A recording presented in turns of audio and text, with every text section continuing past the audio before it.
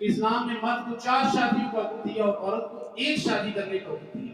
ایک امام اعظم ابو حنیفہ رحمۃ اللہ علیہ کے پاس جب ہوتے ہیں کہ انہوں نے کہا کہ یہ بتائیں کہ اسلام نے مرد کو 4 شادیوں کا حکم دیا، عورت کو 1 شادی کرنے کا حکم دیا، تو آپ اس کا ہمیں جواب ذرا دیجیے کہ یہ اسلام نے ظلم کیا یا نہیں کیا، زیادتی کی ہے یا نہیں کی ہے؟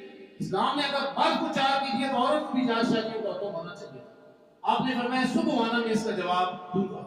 آپ کی ایک بیٹی تھی جن کا نام حنیفہ تھا، ان کے بارے میں آتا ہے کہ بہت بڑی عالمہ تھی، اور رات کو امام صاحب کتابیں ایک کھولی، دوسری کھولی، تیسری کھولی، جواب نہ ملا، کتابوں کے اندر ہی آپ کی وہیں پہ آنکھ لگ گئی۔ بیٹی آئی گئی، تہجد کا وقت تھا، باپ کو اپنے والد کو اٹھایا، ابا جی کیا بات ہے، کیا پریشان ہے؟ کہا ساری رات ہوگی ان عورتوں کا جواب ان کے لیے بھی تسلی بخش میں جواب تیار کر رہا تھا، کیونکہ انہوں نے کہا کہ اگر انہوں نے اس کا جواب ان کو نہ ملا تو وہ اسلام چھوڑ دیں گی۔ اللہ اکبر۔ بیٹی نے کہا کہ آپ پریشان کیوں تھے، میں ان کو جواب دوں گی، میں ان کو جواب دوں گی، لیکن یاد رکھیے گا آپ کا نام پھر میرے نام کے ساتھ آج کے بعد چلے گا۔ آپ کا نام نعمان بن ثابت تھا اصل نام، لیکن آپ نے کہا، بیٹی نے کہا کہ آج کے بعد پھر نعمان بن ثابت ختم، آج کے بعد آپ کو جو بلایا جائے گا ابو حنیفہ کے نام سے بلایا جائے گا۔ آج ساری دنیا ابو حنیفہ کے نام سے جانتی ہے، نعمان بن ثابت کو کوئی نہیں جانتا۔ کہا مجھے منظور ہے بیٹی، تو اس کا جواب دے، میں تیرے نام کے ساتھ اپنا نام ہی منسوب کر دوں گا۔ آپ نے فرمایا بے فکر ہے۔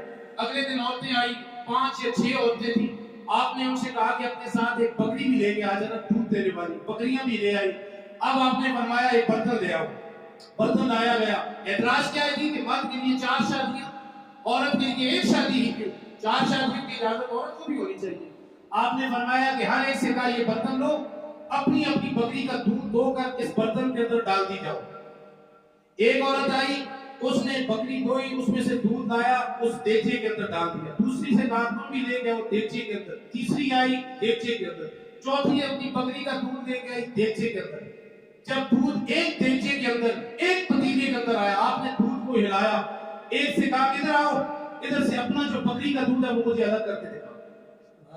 ذہانت ہے نا جی، یہ کوئی عام عورت تو نہیں، یہ تو امام اعظم ابو حنیفہ کی بیٹی تھی۔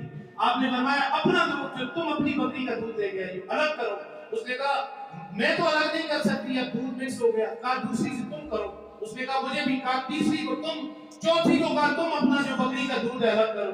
اس نے کہا مجھے تو سمجھ نہیں آ رہی، اب دودھ کے اندر مل جائے تو کہاں پتہ چلتا ہے؟ آپ نے فرمایا جب تم اس دودھ کو الگ نہیں کر سکتی، اگر ایک وقت کے اندر ایک عورت کا نکاح 4 جگہ پہ ہوتا، ایک مرد کے ساتھ بھی، دوسرے کے ساتھ بھی، تیسرے کے ساتھ بھی، چوتھے کے ساتھ بھی، تو مجھے یہ بتاؤ اس عورت کا جو پیدا ہونے والا بچہ ہوتا، اس کا نسب کس خاوند کے ساتھ جو کو منسوب کیا جاتا؟ پہلے کے ساتھ، دوسرے کے ساتھ، تیسرے کے ساتھ یا چوتھے کے ساتھ؟ کیسے پتہ چلتا کہ یہ بیٹا کس کا ہے؟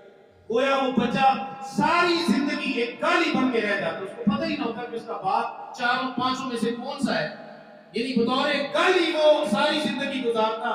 اسلام نے اس کے نسب کو محفوظ کرنے کے لیے کہا ایک وقت کے اندر عورت ایک ہی شادی کرے گی، ایک ہی نکاح کرے گی، تاکہ اس کی پیدا ہونے والی اولاد کو کوئی تانا نہ دے سکے کہ تیرا باپ کون ہے اور تیرا باپ کون سا نہیں ہے۔ اسلام نے کہا عورت کا خامند مر جائے اور فرمایا اس کو 4 مہینے اور 10 دن تک تم نے نکاح نہیں کرنا، کہ ممکن ہے کہ پہلے خامند سے ممکن ہے کہ اس اولاد کی کوئی ہونے کی کوئی چانس ہو، متوقع ہو۔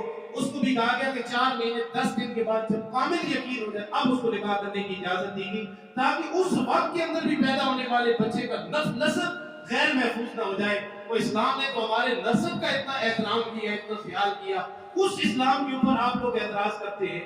اللہ تعالیٰ ہم سب کو عمل پیرا ہونے کی توفیق عطا فرمائے۔ وقت دامن کے اندر گنجائش نہیں، اللہ تعالیٰ عمل کی توفیق عطا فرمائے۔ وما علینا الا البلاغ۔